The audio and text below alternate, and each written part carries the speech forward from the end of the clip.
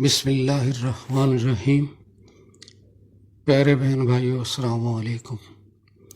آج میں آپ کو قید سے رہائی کا ایک مختصر سا وظیفہ بتا رہا ہوں، جو کہ پڑھنے میں تو مختصر ہے لیکن وزن میں ایک کوہ گراں ہے۔ لیکن وظیفہ بتانے سے پہلے اس سے جڑا ہوا ایک واقعہ بیان کرتا ہوں۔ ایک صاحب مجھ سے ملنے کے لیے آئے اور تھوڑا سا وقت مانگا۔ میں نے انہیں بٹھایا اور چائے وغیرہ کا اہتمام کیا۔ چائے پینے کے دوران انہوں نے سلسلہ گفتگو شروع کیا اور کہنے لگے کہ ان کا ایک عزیز انتہائی سخت کیس میں عرصہ دراز سے جیل میں بند ہے۔ اس کیس میں نہ تو اس کی صلح ہو سکتی ہے، نہ ہی اس کی صلح ہو سکتی ہے اور نہ ہی صدر پاکستان اس کو معافی دے رہے ہیں۔ ہائی کورٹ اور سپریم کورٹ آف پاکستان سے اس کی اپیلیں ریجیکٹ ہو چکی ہیں۔ عمر قید کی اس کی سزا ہے اور اب کوئی بھی راستہ اس کے رہا ہونے کا نظر نہیں آ رہا۔ آپ سے گزارش ہے کہ کوئی اس کی رہائی کے لیے مجھے وظیفہ عنایت کرے۔ یہ صاحب میرے پاس غالباً دسمبر 2014 کے آخری عشرے میں آئے تھے۔ میں نے ان سے کہا کہ جب کوئی اس قیدی سے ملنے کے لیے جیل میں جائے تو اس کی جو وہ مصروفیات ہیں وہ پوچھ کر آئے کہ اس کے پاس فارغ ٹائم کون سا ہوتا ہے جس میں نہ تو کوئی شور شرابہ ہو اور نہ ہی کوئی اسے ڈسٹرب کرے۔ اس کے بعد غالباً جنوری 2015 کے وسط میں وہ صاحب دوبارہ میرے پاس آئے اور کہنے لگے کہ وہ قیدی کہتا ہے کہ میرے پاس صبح کا وقت فرصت کا ہوتا ہے جس میں 1-1.5 گھنٹہ کسی قسم کا نہ کوئی شور شرابہ ہوتا ہے اور نہ ہی کوئی ڈسٹربنس ہوتی ہے۔ خیر، میں نے وظیفہ لکھ کر اسے دے دیا اور ان کو اچھی طرح سے سمجھا دیا کہ جب اس سے ملنے جائیں تو ان کو یہ وظیفہ بھی اچھی طرح سمجھا دیں۔ 25 فروری 2015 کو وہ صاحب مجھ سے ملنے کے لیے تیسری بار آئے تو ان کے ہمراہ ایک اور شخص بھی تھا اور اس کے ہاتھ میں مٹھائی کا ایک ڈبہ تھا۔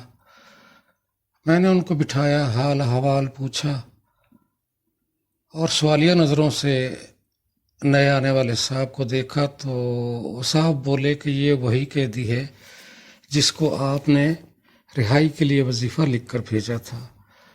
میں نے اس سابقہ قیدی کو مبارکباد دی اور اللہ کا شکر ادا کیا۔ میں اس قیدی کے تاثرات کو بہت غور سے دیکھ رہا تھا۔ اس کے چہرے پہ خوشی کے ساتھ ساتھ ہلکی سی پریشانی بھی مجھے محسوس ہوئی۔ میں نے اس سے پوچھا کہ میاں، مجھے ایسا لگتا ہے کہ تمہیں کوئی پریشانی ہے۔ تو وہ بولا کہ میں اس چیز پر بے حد پریشان ہوں کہ میری رہائی کا تو کوئی راستہ نہیں تھا، نہ کوئی امکان تھا، اور میں نے کئی سال اور قید کاٹنی تھی۔ یہ خیال مجھے بہت پریشان کر رہا ہے کہ کہیں انتظامیہ نے مجھے غلطی سے رہا تو نہیں کر دیا اور مجھے دوبارہ پکڑ کر نہ لے جائیں۔ میں نے اسے تسلی دی کہ میاں، ایک ہستی ایسی بھی ہے جو کہتی ہے کہ ہو جا، بس ہو جاتا ہے۔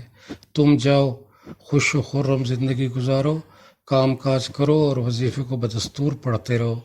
اب جو پڑھو گے تو اس کے اثرات تمہاری زندگی پر بہت ہی خوشگوار مرتب ہوں گے۔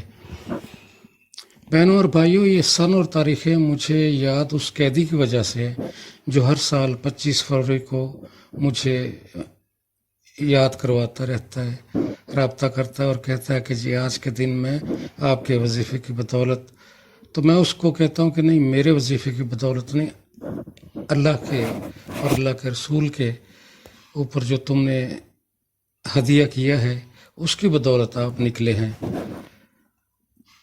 دوستو، اگر آپ کے آس پاس یا رشتہ داروں میں یا جاننے والوں میں کوئی قیدی ہو تو اس کے گھر والوں کے ساتھ یہ ویڈیو شیئر کر دیں۔ وظیفہ بتانے سے پہلے میری گزارش ہے کہ میرے چینل کو لائک کریں اور سبسکرائب کر دیں. اور وظیفہ کچھ اس طرح سے ہے کہ نہا دھو کے صاف ستھرے کپڑے پہن کے اگر دستیاب ہو تو خوشبو لگا لے اور 1000 مرتبہ یہ درود شریف پڑھنا ہے. بسم اللہ الرحمن الرحیم. اللہم صلی علی سیدنا محمد وعلی آلہ وسلم. اللہم صلی علی سیدنا محمد وعلی آلہ وسلم. یہ درود شریف ہے جو اس قیدی نے پڑھنا ہے. اب یہ بات ذہن میں رہے، اس کو بتائی جائے کہ بھائی آپ نے اس کو صرف 1000 گنتی پوری نہیں کرنی، بلکہ بہت محبت، عقیدت اور جذبے سے پڑھنا ہے. جتنا محبت، لگن اور پیار سے اس درود پاک کو پڑھیں گے اتنی ہی جلدی آپ کی درخواست قبول ہو جائے گی. جب تعداد 1000 پوری ہو جائے تو بارگاہ رسالت مآب صلی اللہ علیہ وآلہ وسلم اس درود شریف کو ہدیہ کر دینا ہے اور ساتھ ہی اپنی رہائی کی درخواست بھی پیش کرنی ہے.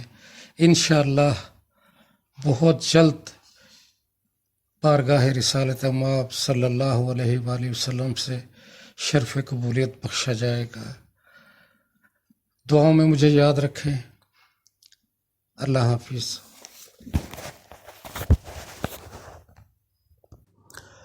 اور اگلی جو میں ویڈیو آپ کے ساتھ شیئر کر رہا ہوں ان لوگوں کے لیے ایک تحفہ خاص ہوگی جن کے پاس کاروبار تو ہیں لیکن حالات بگڑے ہوئے ہیں. انشاءاللہ تعالی اگلے ویڈیو میں یہ وظیفہ آپ کو بتاؤں گا.